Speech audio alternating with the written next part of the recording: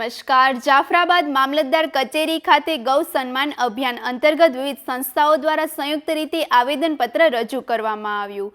કામધેનુ ગૌ સેવા ટ્રસ્ટ સહિત અનેક ટ્રસ્ટ મંડળો અને એસોસિએશનોના પ્રતિનિધિઓએ ભાગ લીધો। ગૌમાતાના રક્ષણ અને સંવર્ધન સાથે ગૌહત્યા પર સંપૂર્ણ પ્રતિબંધની માંગ સાથે ગૌપ્રેમી નાગરિકોએ સરકાર સમક્ષ પોતાની રજૂઆત કરી। સાથે જાફરાબાદ તાલુકામાં ગૌશાળા અથવા ગૌ અભયારણ્ય ઊભું કરવા ભટકતી ગાયો માટે આશ્રય, ખોરાક અને સારવારની સુવિધા ઉપલબ્ધ કરવાની માંગ ઉઠાવવામાં આવી। આવેદનપત્રમાં ગૌમાતાને રાષ્ટ્રમાતાનો દરજ્જો આપવાની તેમજ ગૌ આધારિત ઉદ્યોગોને પ્રોત્સાહન આપવાની પણ રજૂઆત કરવામાં આવી। વધુ સમાચાર માટે જોડાયેલા રહો આરપી ગુજરાત ન્યૂઝ રાજકોટ। દુર્દશા થઈ રહી છે।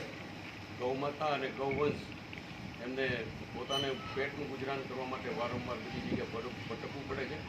આપણે કહીએ તો ગૌમાતાનું સ્થાન આજની તારીખમાં ક્યાં તો ઉકરડો, જ્યાં હોય ત્યાં જે તે ઉકરડામાં ગૌમાતાને જે તે ખાઈને પોતાનો પેટ ગુજારો કરવો પડે છે। ખૂબ જ દયનીય પરિસ્થિતિ ગૌમાતાની છે।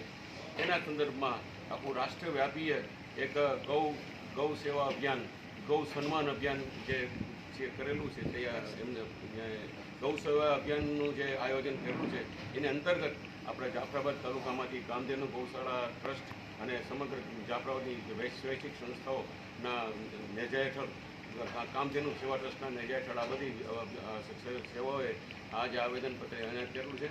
ગૌ માતાની સુખાકારી, ગૌ માતાનું સ્વાસ્થ્ય, ગૌ માતાની સેવા અને ગૌ માતાનું સેવા અને ગૌ માતાને માટે કંઈ પણ આપણે કરી છૂટીએ એ આપણી નૈતિક ફરજ છે અને આપણી સનાતન સંસ્કૃતિનો ધરોહર છે।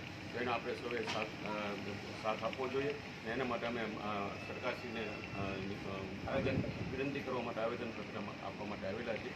તો અમારે અવાજ સરકાર સુધી પહોંચે એવી અમારી લાગણી છે અને મામલતદાર સાહેબને અમે વિનંતી કરીએ છીએ કે અમારો અવાજ જે છે આગળ સુધી પહોંચાડી અને ગૌ માતાની સુખાકારી, સ્વાસ્થ્ય અને ગૌ માતાને સંવર્ધન માટેની કંઈ પણ પ્રવૃત્તિ થાય તો ખૂબ એક સારું ભવિષ્ય